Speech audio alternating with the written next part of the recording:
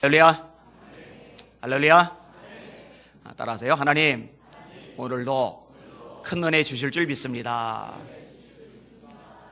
우리 황단아 성도님 궁금했습니다. 아들들도요. 자, 옆 사람 모시고 웃으시면서 은혜 많이 받으십시오. 아멘. 다윗 이야기를 이제 굉장히 많이 읽잖아요. 또 많이 알잖아요. 그런데 제가 이제 오래된 게 아니에요. 한 7, 8년 정도 된 것 같은데 이 다윗 얘기를 묵상하다가 대단하고 참 영향력 있고 인기도 좋고 사람들의 사랑을 많이 받고 이런 생각만 하던 다윗이 실상은 그렇지 않았었다는 것에 대해서 알게 되었어요. 그런데 사실 제가 좀 충격을 받았습니다. 다윗의 시편 중에 시편 27편이 있습니다. 내 부모는 나를 버렸으나 여호와는 나를 영접하시리다. 여러분 아시다시피 제가 시인이잖아요. 시를 오랫동안 썼잖아요. 이제 문학 잡지를 창가를 내고 문학상까지 주고 있잖아요. 그러니까 시를 조금만 안다는 얘기예요. 근데 시를 쓸 때요, 이 시는 그냥 허구의 산물이 아니라 시를 쓰는 시인의 감정이 묻어 있어요. 아픔은 아픔대로, 기쁨은 기쁨대로. 그러니까 그냥 상상력에 의존해서 쓰는 게 아니라 그 인생이 묻어 있는 거예요. 그래서 이제 첫 번째 시집 제목이 종이에 나를 담다예요. 종이에 나를 담다. 이 종이에 담겨진 게 나예요. 내가 담겨진 거예요.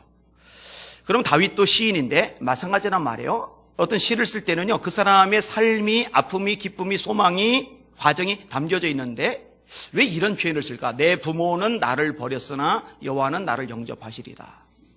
다윗이 언제 부모님께 버림을 받았지? 이것 때문에 곰곰 생각하면서 이제 눈에 들어오기 시작한 거예요. 자, 사무엘이라는 국가 지도자가 다윗의 아버지 이새를 방문을 합니다. 이새가 떨면서 사무엘을 영접을 해요. 그리고 이제 집안 제사가 열려지는데 다윗의 큰형부터 7째 형까지 7명의 아들들이 이 집안 제사에 참여를 하는데 아버지 이새가 다윗은 그 집안 제사에 참석을 안 시켜요. 들판에서 양을 치게 해요. 형들이 다 지나가고 사무엘이 또 다른 사람 없냐 했더니 아직 하나가 있는데 들에서 양을 치고 있다고, 그를 데려오라고, 데려오기 전까지는 내가 식사 자리에 앉지 않겠다고 국가 지도자인 사무엘이 그렇게까지 말하니까 그제서야 다윗을 불러오죠. 그 전까지 다윗을 불러올 생각을 안 하고 있어요. 이거 이상하다, 이거 뭔가 이상하다. 이제 그게 이제 눈에 들어오기 시작한 거예요. 생각을 해봐요. 설날 때, 추석 때 온 일가친척 다 모이는데 아들 하나 집어서 딸 하나 집어서 너는 이 집안 잔치에 참석하지 말고 공장 가서 일이나 하고 있어. 그거 상처됩니다. 자, 이 일 후에 블레셋과 이스라엘 사이에 전쟁이 벌어집니다. 엘리압은 그 사이에 출전을 해요. 둘째, 셋째 형도 출전을 해요. 아버지 입장에서 세 아들이 염려돼서 다른 아들 하나를 보내서 군에 가 있는 아들들의 안부를 확인하려 해요. 그러면은 전쟁도 위험하잖아요. 그 위험한 곳에 막내를 보내진 않습니다. 상식적으로. 넷째 형, 다섯째 형, 여섯째 형, 일곱째 형 다 건너뛰고 막내인 다윗 보고 야, 너 전쟁터 가봐. 여러분 이상하지 않아요? 생각해봐요. 상식적으로. 이건 뭔가 이상해요. 그러니까 아버지에게 있어서 다윗이요, 존재감이 별로 없는 거예요. 자, 형에게 갔어요. 갔는데 형은 아직 만나기 전인데 골리앗이 큰 소리 빵빵 치면서 막 이스라엘 백성들을 농락하는 거예요. 1대1로 싸우자는 거예요. 내가 이기면은 니들 다 우리 종대라. 내가 지면은 우리가 다 니들 종대마. 근데 왕도 신하도 장군도 군인도 다 겁을 집어먹고 도망가기 바빠요. 아무도 나서지를 못해요. 이 광경을 보고 다윗이 열불이 나는 거예요. 왜 열불이 나요? 하나님의 백성을 모욕하니까. 여러분 하나님의 백성을 모욕하는 거는요, 하나님을 모욕하는 것하고 똑같아요. 바울이 되기 이전에 사울이 예수 믿는 사람들을 잡아 가둡니다. 스데반이 죽을 때 증인들의 옷을 지킵니다. 심지어는 먼 지역에 있는 사람들까지 잡아들이려고 다메섹으로 가는 도중입니다. 그런데 정오인데 해보다 더 밝은 빛이 비춰져요. 주님이 나타나신 거예요. 그런데 주님이 이렇게 말씀하십니다. 사울아, 네가 어찌하여 나를 박해하느냐. 사울은 예수님을 박해한 적이 없어요. 사울은 교회를 박해한 거예요. 하나님의 백성들을 박해한 거예요. 그런데 예수님은 무엇이라 말씀하세요? 네가 어찌하여 나를 박해하느냐. 하나님의 백성들을 박해하는 것은요, 하나님을 박해하는 것하고 똑같아요. 깨달으시길 바랍니다. 이거는 당연한 거예요. 당연한 거예요. 그러니까 하나님의 백성들을 막 모욕하고 조롱하는 걸 보니까 하나님의 이름이 땅에 떨어지는 거예요. 하나님의 영광이 없인 여김을 받는 거예요. 하나님을 사랑하는 다윗 입장에서 이게 견딜 수 없는 거예요. 저놈이 뭔데 할례받지 못한 놈이 하나님의 백성을 모욕하느냐? 막 씩씩거리는 거예요. 얼마나 용기 있어요. 얼마나 열정이 있어요. 칭찬받아 마땅합니다. 근데 이 광경을 큰형 엘리압이 오다가 봤어요. 그러면 지금 먼 길 왔죠? 위험한 전쟁터까지 막내 동생이 왔잖아요. 엘리압은 첫째, 다윗은 여덟째. 한 살씩 터울을 따져도 7살 차이. 2살 내지 3살 정도 터울로 애들이 태어났으면은 10몇 살 차이가 날 만큼 까마득합니다. 삼촌뻘이에요. 말이 형제지만. 그러니까 한참 어린 막내 동생이 위험한 전쟁터까지 왔으니 아이고 너 고생했다 등 토닥여주고 목마르지 물 한 잔 갖다 주고 형이 이렇게 해야 되잖아요. 화를 냅니다. 거기서 화를 내요. 보자마자 화를 내요. 뭐라고 얘기해요? 너는 마음이 완악해. 기분 나쁜 소리를 해요. 또 뭐라요? 너는 마음이 교만해. 여러분요, 누가 나보고 마음이 완악하다고 해봐요. 누가 나보고 마음이 교만하다고 해봐요. 그것도 1대1로 불러서 그 말해도 기분이 나쁜데 사람들 다 있는 앞에서, 교인들 다 보는 앞에서 권사님은 왜 인간이 이렇게 마음이 완악해? 이래봐요. 권사님, 인간이 왜 이렇게 마음이 교만해? 이래봐요. 지금 사람들 다 있는 앞에서 그 먼 거리 전쟁터까지 온 막내 동생 보고 너는 마음이 완악해, 너는 마음이 교만해, 다 들리도록 그렇게 말하는 거예요. 그게 나간이죠. 너 전쟁 구경하러 왔지? 그 표현이 나오죠. 사무엘상 17장입니다. 여러분, 다윗이 전쟁 구경하러 온 거 아니죠? 아버지 심부름으로 형 안부부르러 온 거 맞죠? 이걸 엘리압이 알아요, 몰라요? 알아요, 몰라요? 알잖아요. 아버지 심부름으로 온 거. 손에 뭔가 들고 왔잖아요. 그런데 지금 어거지를 부려요.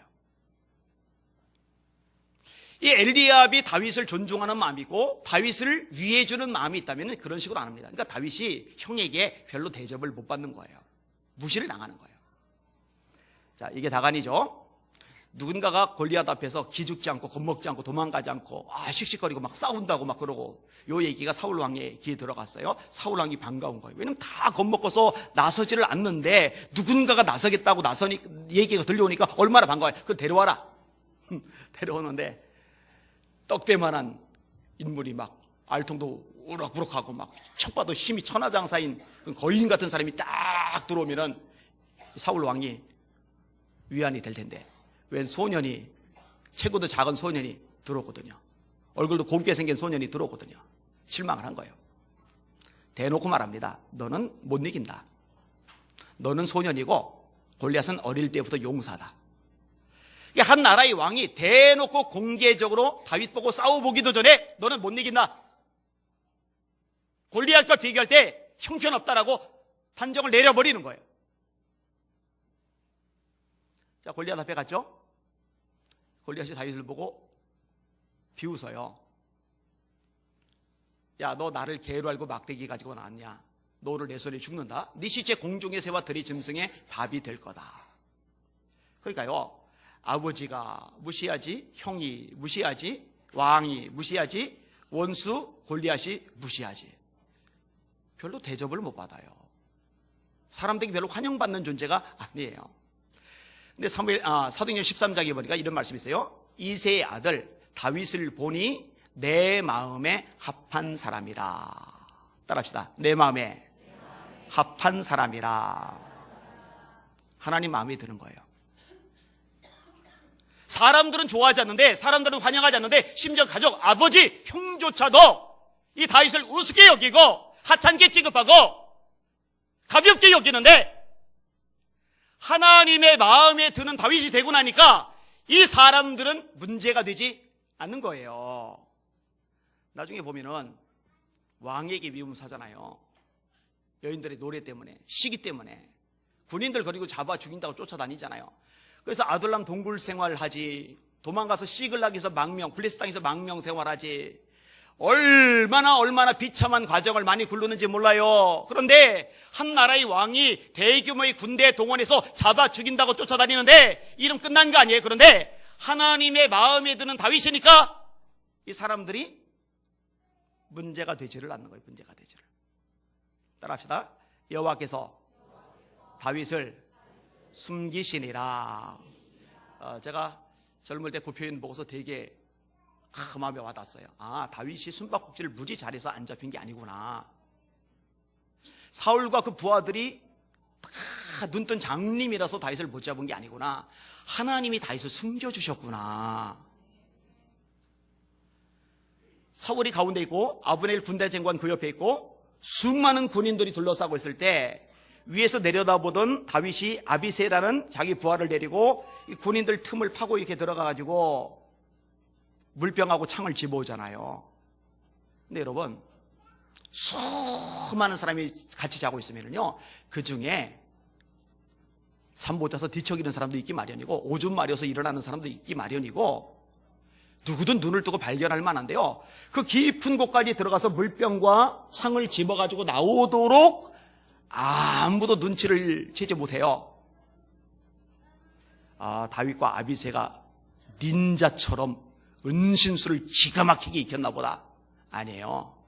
여호와께서 깊이 잠들게 하셨대요. 하나님이 완전히 그 부하들, 장군들, 왕까지 골아떨어지게 만들어 버리신 거예요. 할렐루야. 그러니까 들어갔다 나오는 동안 아무도 눈치를 못 채는 거예요. 하나님이 당신 마음에 드니까 죽도록, 인생 끝장나도록 내버려 두지 않고 능력의 오른손으로 보호하시고 지켜주신 거예요.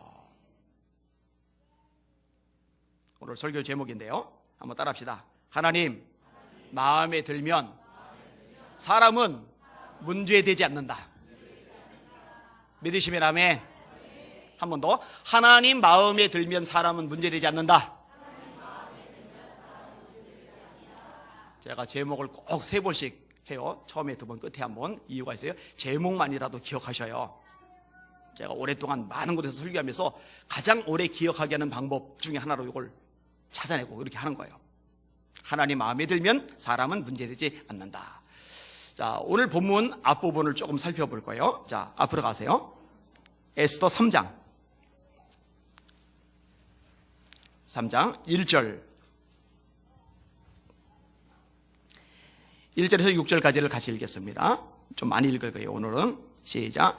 그 후에 아에수에로 왕이 아가 사람 함무다다의 아들 하만의 지위를 높이 올려 함께 있는 모든 대신 위에 두니 대궐문에 있는 왕의 모든 신하들이 다 왕의 명령대로 하만에게 꿇어 절하되 모르드게는 꿇지도 아니하고 절하지도 아니하니 대궐문에 있는 왕의 신하들이 모르드게에게 이르되 너는 어찌하여 왕의 명령을 거역하느냐 하고 날마다 권하되 모르드게가 듣지 아니하고 자기는 유다인임을 알렸더니 그러되 모르드게의 일이 어찌 되나 보고자 하여 하만에게 전하였더라.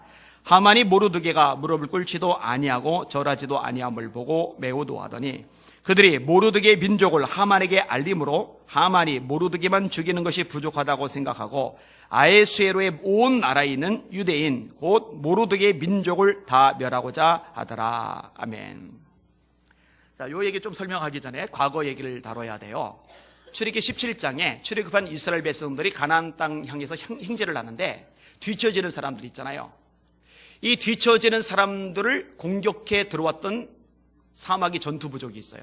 그게 아말렉 족입니다. 여호수아가 군인들 거느리고 아말렉 족과 싸워요. 모세는 산에 가서 기도를 합니다. 모세가 손을 들고 기도하면은 이겨요. 힘들어서 기도를 못하면은 져요. 손 들고 기도하면은 이겨요. 손 내리면 져요. 그러니까 여호수아의 지휘력에 의해서 승리가 결정되는 게 아니고 군인들의 용맹성에 의해서 승리가 결정되는 게 아니고 가지고 있는 무기에 의해서 승리가 결정되는 게 아니고 모세의 기도에 의해서 승리가 결정돼요. 다윗의 고백대로 전쟁은 하나님께 속한 겁니다. 하나님이 이기게 하셔야 이기는 거예요. 이 모세가 기도하다가 이걸 아는 거예요. 그래서 어떻게든 길을 쓰고 손을 들고 기도하려고 하는데 사람이잖아요. 해야 되는 줄 아는데 힘이 없는 거예요. 나중에 자꾸 내려와요, 이렇게. 그러니까 아론과 훌이 안 되겠다 싶어서 돌 갖다 놓고 거기 모세 앉게 하고 양쪽에서 팔을 서로 붙들어 주잖아요. 이거 모세의 발에 해가 지도록 내려오지 않아요? 그래서 대승리를 거둬요. 여기서 여호와 니시, 여호와는 나의 깃발이란 말이 나옵니다. 이들이 아말렉에 대해서 이렇게 말씀해요. 하나님이 아말렉과 대대로 싸우시리라. 이 아말렉은 하나님을 거역하는, 하나님께 도전하는 사단의 상징과도 같은 존재입니다. 자, 이스라엘의 초대 왕이 누구예요? 사울이죠. 사울에게 하나님이 굉장히 중요한 명령, 사명을 한 가지 맡기세요. 그게 뭐였죠? 아말렉을 진멸하라는 거예요. 아말렉을. 근데 사울이 순종을 안 하죠. 아말렉 진멸을 안 합니다. 이것 때문에 사울이 버림을 받아요. 제사건하고 아말렉 진멸건하고 이 두 건 때문에 사울이 버림을 받아요. 왕이 여호와의 말씀을 버렸기 때문에 하나님도 왕을 버려 더 이상 이스라엘 왕이 되지 못하게 하셨습니다. 이때 사울이 온전히 순종했더라면 이 아말렉이 화근이 되지 않았을 거예요. 자, 세월이 다시 지나요. 아하수에로 왕이 자기 바로 밑에 모든 신하들 위에 높인 인물이 하만인데, 이 하만이 아말렉 쪽이에요. 아말렉 쪽. 이 하만이 모르드게가 자기에게 인사하지 않는다는 이유 때문에 모르드게가 속한 유대인 전체를 다 죽여버리겠다는 거예요. 유대인 다 죽이면 어떻게 해요? 문제가 생기죠.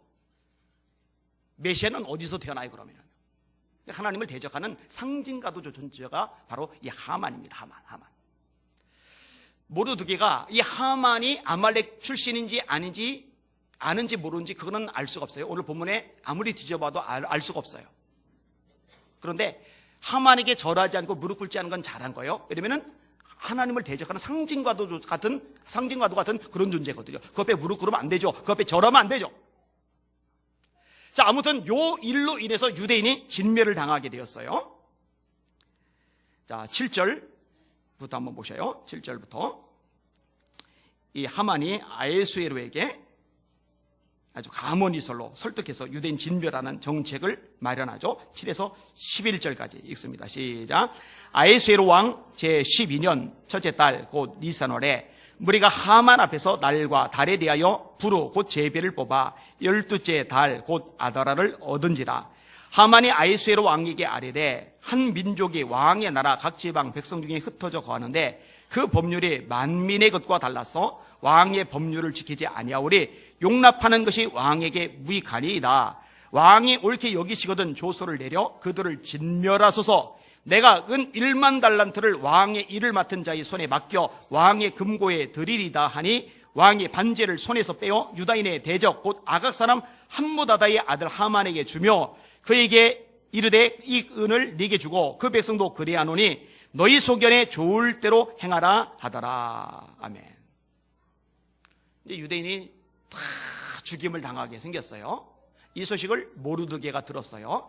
아하수에로 왕의 아내인 에스더, 왕비의 사촌 오빠인데 에스더를 어릴 때 잘 키워줬던, 나이 차이가 좀 많이 나는 그런 사촌 오빠 모르드게예요. 자, 그 모르드게의 반응이 4장 1절. 한 장 넘어가세요. 4장 1절. 1에서 3절까지 같이 읽겠습니다. 시작. 모르드게가 이 모든 일을 알고 자기의 옷을 찢고 굵은 베옷을 입고 재를 뒤집어 쓰고 성중에 나가서 대성통곡하며 대궐 문 앞까지 이르렀으니 굵은 베옷을 입은 자는 대궐 문에 들어가지 못함이라. 왕의 명령과 조서가 각 지방의 이름에 유다인이 크게 애통하여 금식하며 울며 부르짖고 굵은 베옷을 입고 재 누운 자가 무수하더라. 아멘. 여러분, 사실이요, 이 모르드게는 안 죽을 수 있어요. 얼마든지. 자기가 키운 은혜를 베푼 에스더가 왕비인데 왕비가 모르드게 하나쯤 살리는 거는 문제가 안 돼요. 그러니까 자기는 안전해요. 그러니까 유대인들이 다 진멸당하게 생긴 와중에서 야, 다행이다. 내가 사촌동생 어릴 때 키워주고 보살펴주길 정말 잘했다. 나도 같이 죽을 뻔했는데 다행히 나는 목숨을 부지하겠구나. 한숨을 내쉬면서 정말 다행이다. 나는 그래도 살겠다. 이게 아니에요. 어떻게 해요? 죄를 뒤집어 쓰고 대성통곡하는 거예요. 자기 혼자 사는 건 문제가 아니에요. 그건 의미가 없어요. 자기 동족이 살아야 돼요. 자기 민족이 살아야 돼요. 그런데 다 죽게 됐어요. 이게 가슴이 아픈 거예요. 이게 속이 무너지는 거예요. 이게 견딜 수 없는 거예요. 여러분, 바울에게도 이런 민족에 대한 사랑이 있었는데요. 로마서 9장에 충격적인 말이 있어요. 이런 말을 합니다. 나의 형제 곧 고륙의 친척을 위하여 내 자신이 저주를 받아 그리스도에게서 끊어질지라도 원하는 바로다. 무슨 얘기냐? 자기 민족 유대인들이 있잖아요. 그래 예수님을 잡아 죽였잖아요. 전도하는데 안 받아들이잖아요. 예수 믿어야 구원받는데, 예수 믿어야 죄산 받는데, 예수 믿어야 천국 가는데, 예수 믿어야 지옥 가지 않는데 예수 안 믿는단 말이에요. 이게 가슴이 아파요. 다윗이 그걸 얘기하는 거예요. 이들이 구원받을 수만 있다면 내가 저주를 받아 예수님에게서 끊어지더라도 난 좋다.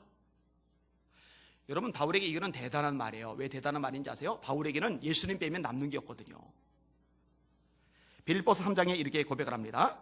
무엇이든지 내게 유익하던 것을 해로 여길 뿐만 아니라 또한 모든 것을 해로 여김은 내 주 그리스도 예수를 아는 지식이 가장 고상함을 인함이라. 내가 그를 위하여 모든 것을 내어버리고 또한 배설물로 여김은 내가 그리스도를 얻고 그 안에서 발견되려 함이니. 다시 말해, 바울은 돈 있잖아요. 바리새인이잖아요. 로마 시민권 가졌잖아요. 최고의 학력을 가졌잖아요. 권력자들의 위임이 있잖아요. 성공, 출세, 명예, 돈 다 굴러 들어오는데 예수님 믿고 나서 다 버렸어요. 예수님하고 비교하면 다 배설물, 똥오줌에 불과해요. 그만큼 예수님이 모든 것이 돼요. 그런데 이렇게 살아가는 예수님이 빠지면 빈 껍데기가 되는 바울인데 그 예수님에게 버림받을지라도 우리 민족이 구원받을 수만 있다면 좋겠다. 이거는요 어마어마한 표현이에요. 나만 괜찮으면, 우리 가족만 괜찮으면 그래도 다행이지. 이게 아니에요. 이게 모르드게도 바울도요. 여러분, 예수 믿는 사람들은요 절대로 이기주의적인 삶을 살 수 없어요. 그렇게 살아서도 안 되고요. 개인 이기주의 벗어버리시길 바랍니다. 가족 이기주의 벗어버리시길 바랍니다. 개교회 이기주의, 우리게 이거 우리 한국에 너무 심해요. 아니요, 하나님의 교회, 우리 교회 잘 되고 우리 교회 부흥하고 우리 교회 성장하고 다른 게 어려워도 되고, 아니요 같이 살아야 돼, 같이. 그런데요 개인 이기주의가 너무 심하고요, 가족 이기주의가 너무 심하고요, 개교회 이기주의가 너무 심해요. 한국의 전체를 볼 수 있는 여러분들 되시길 주의 이름으로 축원합니다. 한국 대한민국 전체를 볼 수 있는 여러분들 되시길 주님의 이름으로 축원합니다. 이게 보여야 돼. 이게 안디옥교는 그런 교회죠. 그러니까 담임 목사가 둘이잖아요. 바울과 바나바 두 사람이 동시에 각 지역 다니면서 말씀 전하면서 영혼 살린다고 할 때 못 나갑니다. 안 그러잖아요. 기꺼이 파송하잖아요. 열심히 돌아다니다가 돌아오면 환영해주고 그 말씀 듣고 또 나가게 하고.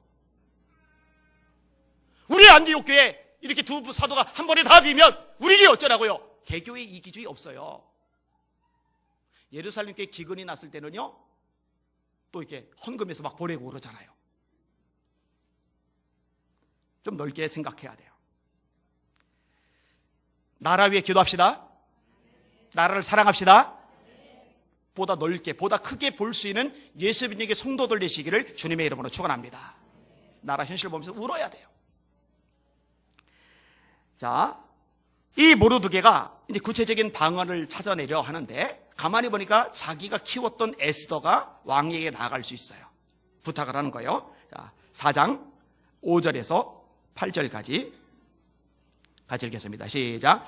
에스더가 왕의 어명으로 자기에게 가까이 있는 내시 하닥을 불러 명령하여 모르드게에게 가서 이것이 무슨 일이며 무엇 때문인가 알아보라며, 하닥이 대궐 문 앞 성중 광장에 있는 모르드게에게 이르니, 모르드게가 자신이 당한 모든 일과 하만이 유다인을 멸하려고 왕의 금고에 바치기로 한 은혜 정확한 액수를 하닥에게 말하고, 또 유다인을 진멸하라고 수산궁에서 내린 조서 초본을 하닥에게 주어 에스더에게 보여 알게 하고, 또 그에게 부탁하여 왕에게 나가서 그 앞에서 자기 민족을 위하여 간절히 구하라 하고.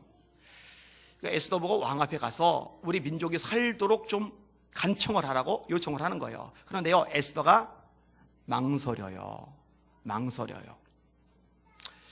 요즘 아내 되신 분들은 남편에게 뭔 얘기할 때 절대 안 망설이죠. 요즘은 구조가 바뀌어서 남자들이 여자들한테 뭔 얘기할 때 망설여요. 바가지 긁힐까 봐. 그런데 이거는 문화가 달라요. 에스더가 망설일 수밖에 없는 이유가 있어요. 자, 그게 10절, 11절인데 같이 읽을게요. 시작. 에스더가 하닥에게 이르되 너는 모르드게에게 전하기를 왕의 신하들과 왕의 각 지방 백성이 다 알거니와 남녀를 막론하고 부름을 받지 아니하고 안뜰에 들어가서 왕에게 나가면 오직 죽이는 법이요 왕이 그자에게 금규를 내밀어야 살 것이라. 이제 내가 부름을 입어 왕에게 나가지 못한 지가 이미 30일이라 하라 아니라. 물론 요 당시에 여러 나라들을 다 집어 삼켰으니까 원한도 많을 거고 왕을 살해하려고 하는 사람들, 암살자들이 있을 거고, 그러니 방비를 철저히 하는 것은 이해해요. 왕의 부름 없이 아무나 함부로 그 왕이 있는 데까지 나갔다가 죽임 당하는 거 이해해요. 그런데 어떻게 자기 아내 왕비한테도 이 법을 그대로 적용을 합니까? 요즘 현대 여성들은 이해할 수 없는 얘기죠. 저 이슬람권 여성들은 아마 이해할 수 있을지 모르겠어요. 거기는 여성 인권이 전혀 없으니까. 그러니까 에스더가 망설이는 거예요. 죽을까 봐. 근데 충분히 이해할 수 있어요. 여러분 가만히만 있으면은요, 그냥 입만 다물고 가만히만 있으면은요, 그냥 속상하지만 그냥 눈 꼭 감고만 있으면은요, 부귀 영화는 죽을 때까지 보장이 됩니다. 돈 걱정은 일생 안 해도 돼요. 여러분 옛날이나 지금이나 사람 다 똑같아요. 돈 걱정 평생 안 하고 살 수 있다면은요, 그거 싫을 사람 누가 있어요? 싫은 사람 손 들어봐요. 돈 걱정 평생 안 하고 사는 거, 난 그런 인생 지겹다, 싫다, 한 손 들어봐요. 아무도 없네, 아무도 없네. 그거 누가 싫어요, 누가? 돈 걱정을 안 하는 차원이 아니고요, 쓰고 싶은 거 하고 싶은 건 다 해도 돼요. 그만큼 남아돌아요. 그냥 눈만 감고 입만 다물고 있으면 평생 죽을 때까지 자기 자식들 다 포함해서 그렇게 넉넉하게 먹고 살 수 있어요. 근데 괜히 입 한번 움직였다가 다리 한번 움직였다가 목이 잘릴 수가 있어요. 그러니 망설일만 하죠. 이거는 누구도 망설입니다. 에스더 뭘 할 일이 아니에요, 사실은요. 여러분들 사실 우리는 목이 잘리는 게 아니라 내가 조금 귀찮으면, 내가 조금 힘들면, 내가 조금 피곤하면 그것도 망설이잖아요. 사실 조금만 내가 힘을 내면은 이 교회적으로도 큰 힘이 되고 보탬이 되고 은혜가 되고 능력이 되는데, 그래도 내가 힘든 것 때문에 피곤한 것 때문에 망설이잖아요. 그러니까 목이 걸린 상황에서 망설이는 거 이해할 만한 거예요. 이때 모르드게가 그래 내가 네 사정 이해한다 이렇게 곱게 얘기하는 게 아니라 좀 험한 말, 막말을 해요. 자, 다음 구절 보세요. 13에서 14 시작. 모르드게가 그를 지켜 에스더에게 화답하되 너는 왕국에 있으리 모든 유다인 중에 홀로 목숨을 건지리라 생각하지 말라. 이때 네가 만일 잠잠하여 말이 없으면 유다인은 다른 데로 말미암아 노임과 구원을 얻으려니와 너와 네 아버지 집은 멸망하리라. 네가 왕후의 자리를 얻은 것이 이때를 위함이 아닌지 누가 알겠느냐. 너와 네 아비 집은 멸망할 거야. 이런 얘기 들으면 뒤집어집니다. 니네 집안 멸망당할 거야. 이런 얘기 해봐요. 한번 실험을 해보세요. 여러분 주변 사람들한테 한번. 당신의 집안 완전히 멸망당할 거야. 한번 그 말 한번 해보세요. 뭔 일이 벌어질지. 지금 모르드게가 자기가 딸처럼 여겼던 에스더 보고 하는 거예요. 너 이때 잠잠하면은 하나님이 다른 방법으로 우리 민족 구원하실 거야. 그런데 너와 네 아비 집은 멸망할 거야. 네가 왕후의 위를 얻은 것이 이때를 위함이 아닌 줄 누가 알겠냐. 잘 들으세요. 하나님이 뭔가 주셨을 때는 하나님을 위해서 쓰라고 그걸 주신 거예요. 여러분 돈 주셨죠? 그 돈 하나님을 위해서 영혼 구원을 위해서 쓰라고 주신 거예요. 여러분 건강 주셨죠? 그 건강 가지고 맨날 놀러 다니라고, 낚시나러 다니고 골프나 치러 다니라고 주신 게 아니라 그 건강한 몸 가지고 봉사하라고, 영혼들 보살피라고, 전도하러 돌아다니라고 주신 거예요. 어떤 위치 영향력 주시면 주의 일 하라고 하나님이 주신 거예요. 제가 예전에 설교를 하는데 그 앞에 앉은 자리에 그 경찰청 중에 사이버 수사대가 있어요. 그 사이버 수사대 전체 총괄하는 대장이 있어요. 얼마나 역할이 중요해요. 제가 설교하다 말고 그랬어요. 거기 그게 사이버 수사대장 된 거는 하나님이 뭔가 일하라고 주신 거라고. 자리만 보존하고 있지 말라고. 이유가 있어서 주신 거예요. 네가 왕후의 위를 얻은 것이 이때를 위함이 아닌 줄 누가 알겠느냐. 에스더가요 어떻게 반응을 보여요? 뭐 여러 가지 반응이 가능할 거예요. 모르드게하고 그냥 아예 단절을 해버리는 거. 열받는 소리 하니까 뭐 우리 집안이 멸망해? 오빠랑 나랑 끝장이야. 이제 결별이야, 결별. 끝. 이럴 수 있어요. 아니면은 결별까지는 못하지만은 그렇지만 내 목숨이 중요하니까 그냥 꾹 참으면서 못 들은 척 할 수도 있어요. 그리고 세 번째는 모르드게 말대로 하는 거죠. 하나님의 뜻대로 하는 거죠. 에스더의 선택은 하나님의 뜻을 선택하는 거였어요. 하나님의 마음에 드는 선택을 했어요. 자기 목숨을 위한 선택이 아니라. 15절, 17절 같이 읽습니다. 시작. 에스더가 모르드게에게 화답하여 이르되 당신은 가서 수산에 있는 유다인을 다 모으고 나를 위하여 금식하되 밤낮 3일을 먹지도 말고 마시지도 마소서. 나도 나의 시녀와 더불어 이렇게 금식한 후에 규례를 어기고 왕에게 나아가리니 죽으면 죽으리다 하리라. 모르드게가 가서 에스더가 명령한 대로 다 행하니라. 따라합시다. 죽으면 죽으리다. 한 번 더. 죽으면 죽으리다. 하나님의 뜻을 어기고 말씀을 벗어나고 부귀영화 누리며 잘 먹고 잘 사느니 하나님의 말씀대로 살다가 차라리 죽겠습니다. 죽게 되면 죽겠습니다. 하나님 마음이 쏙 드는 고백을 하는 거예요. 내가 편하게 사느니, 대접받아서 사느니, 내가 안락하게 사느니, 보장된 삶을 사느니 차라리 주를 위해서 보장되지 않은 삶, 힘든 삶, 좁은 길, 좁은 문, 나 그런 인생 살겠습니다. 얼마나 하나님의 마음에 들겠어요. 특히 에스더가 부탁한 내용이 있어요. 모르드게하고 유대인들에게 3일간 금식을 해달라는 거예요. 기도의 능력을 믿는 거죠. 기도의 능력을 믿는 거죠. 우리 성도들 기도의 능력을 믿어요? 기도합시다. 제가 계속 강조를 해요. 기도 늘려요, 자꾸. 기도 전혀 안 하는 사람 10분이라도 기도하세요.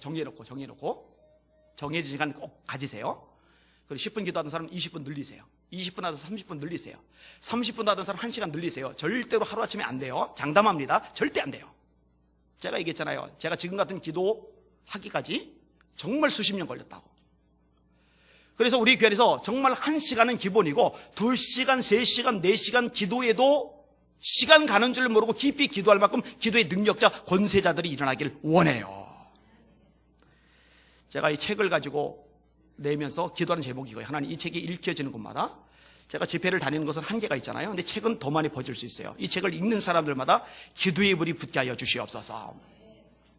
한 분이 책을 읽었어요. 그리고 이분은 서평을 쓴 게 아니라 저한테 문자를 보냈어요. 들어보세요. 이재숙 집사입니다. 목사님 고맙습니다. 목사님 감사합니다. 목사님 주님의 이름으로 사랑합니다. 하루하루 하나님 은혜 없이는 숨도 쉴 수 없는 나날이었습니다. 목사님 책을 읽어 내려가면서 마음속에 뭉쳐있던 응어리들이 하나하나 눈물이 되어 흐느껴지네요. 세상에서 제가 안고 있는 아픔이 가장 큰 줄만 알았습니다. 제가 지고 있는 짐이 가장 무거운 줄만 알았습니다. 이런 제가 너무너무 부끄럽습니다. 하나님이 제게 주신 은혜가 너무나 크고 십자가에서 달려 죽기까지 날 사랑하셨는데 제가 그 사랑을 잊고 살았습니다. 남은 제 삶이 섬기며 감사하며 헌신할 수 있는 삶이 되었으면 하는 소망입니다. 기억나시고 생각나실 때마다 기도해 주세요. 감사, 또 감사할 수 있는 은혜의 물꼬를 터주셔서 감사합니다. 하나만 더 인용할게요. 꽤 많은데 그중에 하나만. 정용준이란 젊은 친구예요. 기도가 절로 되는, 그리고 확신이 되는 명저입니다. 저는 신학교 1학년 초년병입니다. 뜨거운 사명감 가지고 신학교를 들어왔지만 사실 기도에 대하여 확신 있게 기도하지는 못했습니다. 그렇다고 체계적으로 기도 훈련을 받은 것도 아니었습니다. 그런데 이 책을 읽으면서 기도에 대하여 체계가 확실히 잡히고 확신이 가득하게 되었습니다. 한 권의 책 한 권의 힘을 느낄 수 있었습니다. 내용도 너무 감동 있게 쓰셔서 단번에 다 읽을 수 있었습니다. 지금은 기차 안에서 2번째로 읽고 있는데 더 감동과 확신이 다가옵니다. 와, 너무 신기합니다. 행복합니다. 주일날 교회 가서 간증하겠습니다. 감사합니다. 그 주일이 오늘인데 가서 어떻게 간증할지는 모르겠어요. 이런 기도가 능력이에요. 기도합시다. 그런데요, 자, 모르드게 보고 3일간 금식하며 기도하시오. 백성들도 그렇게 기도하셔요. 그리고 자기는 이제 왕 앞에 나가야 되는데, 왕 앞에 갔을 때 왕이 금규를 내밀어야 돼요. 왕이 금규를 내밀려면은 에스더가 사랑스럽게 이쁘게 보여야 돼요. 그러면은 당신들은 금식하세요. 나는 왕 앞에 나가야 되니까 영양가 있게, 그 다음에 피부 관리도 좀 하고, 그리고 예쁘게 화장도 하고 왕 앞에 나가겠습니다. 이렇게 하는 게 맞을 것 같은데, 나도 내 시녀들과 더불어 3일간 금식하겠습니다. 물도 안 먹고. 여기 여성분들, 3일 동안 밥 안 먹는 거 빼고 밥만 3일간 안 먹어도 휑해지죠. 눈이 떼꾸내질 겁니다. 물까지 3일간 안 먹어봐요. 완전히 가요. 그래가지고 남편한테서 자기 나 이뻐 그래봐요. 좀비다 좀비 그럴 거예요. 아니 백성들이 금식하는 건 이해가 되고 모르드기가 금식하는 건 이해가 되는데 자기까지 3일간 그것도 물까지 안 먹고 금식하면 그러다 죽을 수도 있어요. 그러니까 지금 뭐만 바라보는 거예요? 하나님만 바라보는 거예요. 하나님만. 그래서 상식적으로 3일간 음식 안 먹고 3일간 물까지 안 먹고 그 얼굴로 왕 앞에 나가면은 평소에 이쁘던 얼굴도 망가져서 왕이 보고 에휴 이럴 상황인데 왕이 보는데 자 오늘 본문으로 넘어갑니다. 5장 1절 2절 같이 읽습니다. 시작. 제3일에 에스더가 왕후의 예복을 입고 왕군 안뜰 곧 어전 맞은편에 서니 왕이 어전에서 전문을 대하여 왕자에 앉았다가 왕후 에스더가 뜰에 선 것을 본즉 매우 사랑스러움으로 손에 잡았던 금규를 그에게 내미니 에스더가 가까이 가서 금규 끝을 만진지라. 할렐루야. 왕이 에스더를 보는데 정신을 못 차리는 거예요. 사랑스러웠다라고 돼 있지 않죠? 매우 사랑스러움으로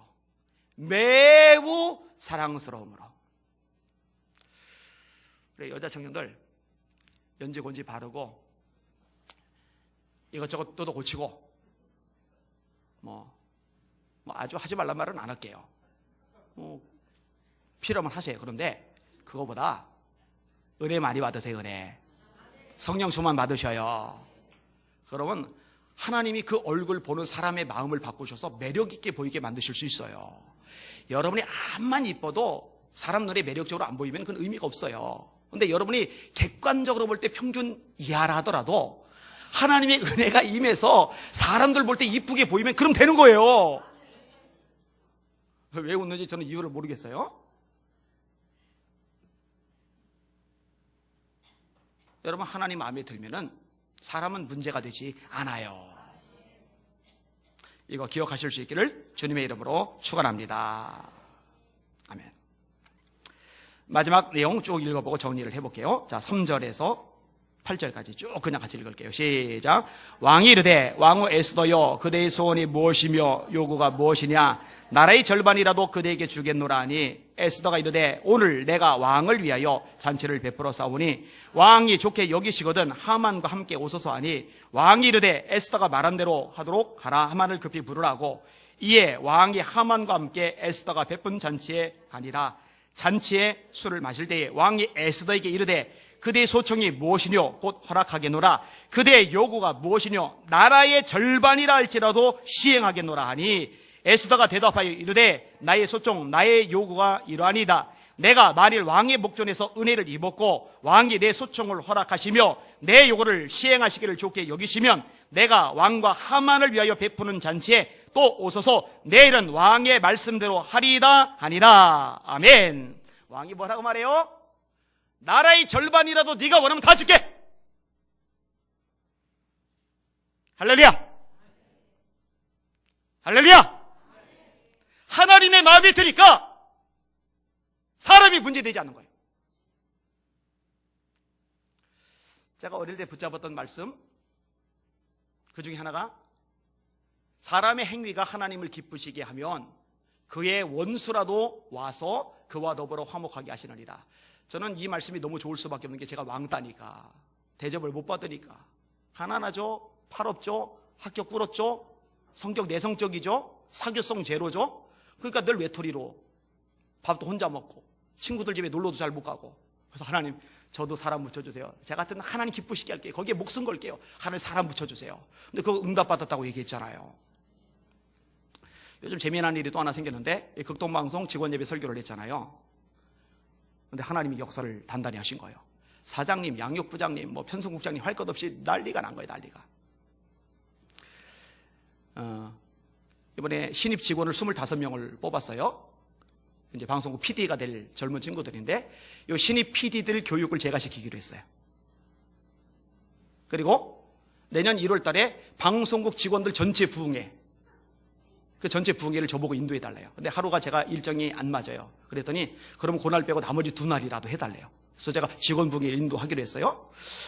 아니 왜 이러지? 우리 그 극동방송에 기라성 같은 목사님들 막 한도 끝도 없이 무지 많잖아요. 근데 어제 정종현 목사님이 오셨는데 이분이 그 극동방송 사장님하고 친하세요. 근데 사장님하고 얘기한 내용을 저한테 오셔서 이야기를 해주시는데 이해하고 들으세요. 잘난 척 한번 할 테니까. 그동안에 방송국 직원 예배 때 설교했던 수많은 목사님들, 뭐 누가 오겠어요? 아무나 못 가죠. 그런 데는 수많은 목사님들 중에 설교를 가장 잘하는 사람이 얘랍니다. 이거는 극동방송 사장님이 직접 한 얘기예요. 이분의 마음이 막 움직이는 거예요. 저보고 문자 보냈는데 제가 목사님 팬 됐습니다 이러는 거예요. 근데 계속 생각이 나요. 사람의 행위가 하나님을 기쁘시게 하면 그의 원수라도 와서 화목하게 하시리다. 하나님, 내가 외로워요. 나는 왜 혼자 밥 먹어야 돼요? 왜 나는 친구들이 초대를 안 해줘요? 하나님, 내게 사람 붙여주세요. 하나님 기쁘게 할 테니까 저도 좀 외롭지 않게 해주세요. 오랜 세월 수십 년간 이 기도하고 또 했는데 하나님이 그렇게 기쁘셨던 거예요. 그러니까 하나님이 사람이 문제되지 않게 해주셨어요. 내가 잘났다고 잘난 척하는 게 아니라 이거는 인간적으로 될 수 없는 일이거든요. 말이 안 되거든요. 우리가 뭐 대형 교회도 아니고 수천만 원씩 지원해주는 손잡이 되는 교회도 아니고.